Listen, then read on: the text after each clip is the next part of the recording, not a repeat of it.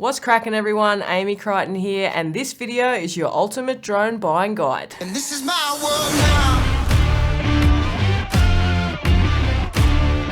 This is my world now. Now, drones are a necessity when it comes to filmmaking. They have revolutionized the way we shoot, the way we film, the way we capture beautiful content. You can get such a different and beautiful perspective from a drone that you cannot get with any other camera. And when it comes to drones, there is a lot on the market. There are a shitload. So which one is best for you? In this video, we're going to compare some of the most popular drones on the market that you can buy right now. Big drones like the Inspire 2 with the X7 camera, the brand new Air 2S, the Mavic 2 Pro, and the Mavic Air 2. It's with these names, just make it a little bit more simpler to understand. Mavic Air 2, Mavic 2 Pro, Air 2S. Hey.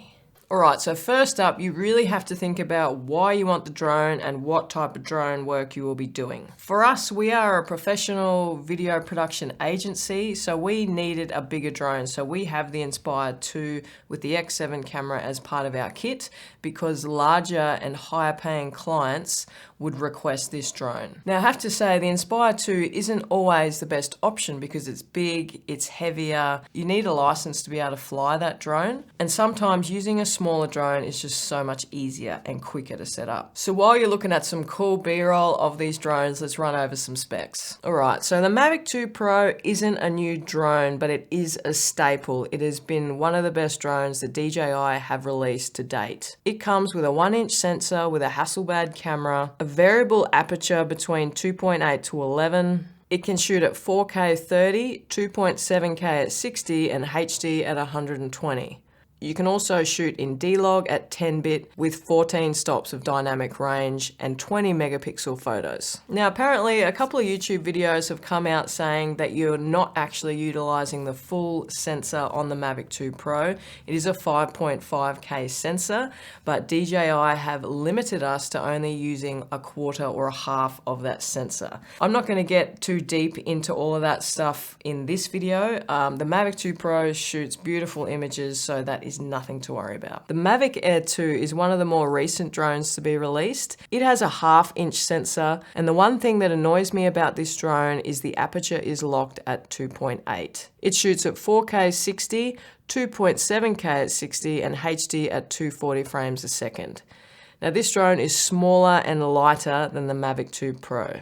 It also takes different batteries to the Mavic 2 Pro, which is really irritating if you have both drones. This drone also takes 48 megapixel photos, which is a really nice feature to have if you're a photographer. So one of the great things about the Inspire 2 camera is you have an interchangeable camera system where you can have the X5 or the X7 camera. We have the X7 on our Inspire 2. Another great feature of the Inspire 2 is you have interchangeable lenses. This is by far one of the best things about the Inspire 2. You can chuck on a 16mm lens and then chuck on a 50mm lens and get a really different shot. You get a great parallax effect and it's really cinematic. The Inspire 2 also has a Super 35 sensor. It can shoot up to 6K in cinema DNG, 5.2K in ProRes. It has 14 stops of dynamic range and a whole bunch of aspect ratios that you can choose from 21:9, 17:9, and 16:9. Now this is great because you can see in this footage how much wider of an aspect you can get while shooting. You can also shoot at 6K at 30p RAW, 4K at 50p RAW, and 3.9K at 60p RAW. You can also shoot in 12-bit and 10-bit, cinema DNG at 5.2K. The most you can get out of this camera is 60p. So there is no slow motion on this camera. And that is one of the biggest downsides of the Inspire 2. But having said that, the Mavic 2 Pro also doesn't do very good slow-mo at all. But personally, I would rather shoot in 25 frames and have a 1-inch sensor and a variable aperture than be limited to having only a 2.8 aperture and having the 50 frames. you get used to flying a little bit slower and you get the same effect as if you were slowing your footage down. Now the brand new Air 2S, will I be buying this drone? Hell no. I don't think there is any need to buy this drone if you already have a drone. If you don't have a drone, this might be an option for you, but is it worth the upgrade? I don't really think so. The Air 2S has a 1-inch sensor. It is locked at 2.8 aperture again. I do not know why DJI do this, but it's locked at 2.8. It is 10-bit in D-Log, and you can shoot 5.4K at 30 frames a second, 4K at 60, 2.7K at 60, and HD at 120. If you have the Mavic 2 Air, it is a very similar drone. You just get that bigger sensor upgrade and obviously the higher resolution. But can you tell a difference between 5K and 4K? That is the question. So what drone should you buy? Well, ultimately that is up to you and what you need as a drone pilot. If you are a professional video agency, then you may require a larger drone like the Inspire 2. But if you are a YouTuber or just starting out, the Mavics are great drones and they will suit you just fine. Out of the smaller drones, I really can't go past the Mavic 2 Pro. It really ticks all the boxes for me. But if you require something else like slow motion, or maybe you want that higher 5K resolution, then you know where to go. It does come down to personal preference. These are just my thoughts and what I think and what I like in drones. For me and for our purpose, the best drone is the Inspire 2.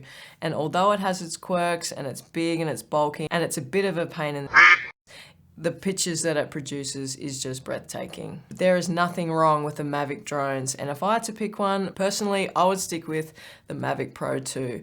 Even though it's an older drone, it still ticks all the boxes for me. If you require something more than that, like the higher frame rates or the higher resolution, then maybe go up to the newer drones. But personally, the Mavic 2 Pro ticks all the boxes for me. As I said, these are just my opinions. This video is not sponsored by DJI at all. I wish it was, because I've spent a bucket load on their drones, but it's not. These are just my opinions and from my personal experience with flying drones.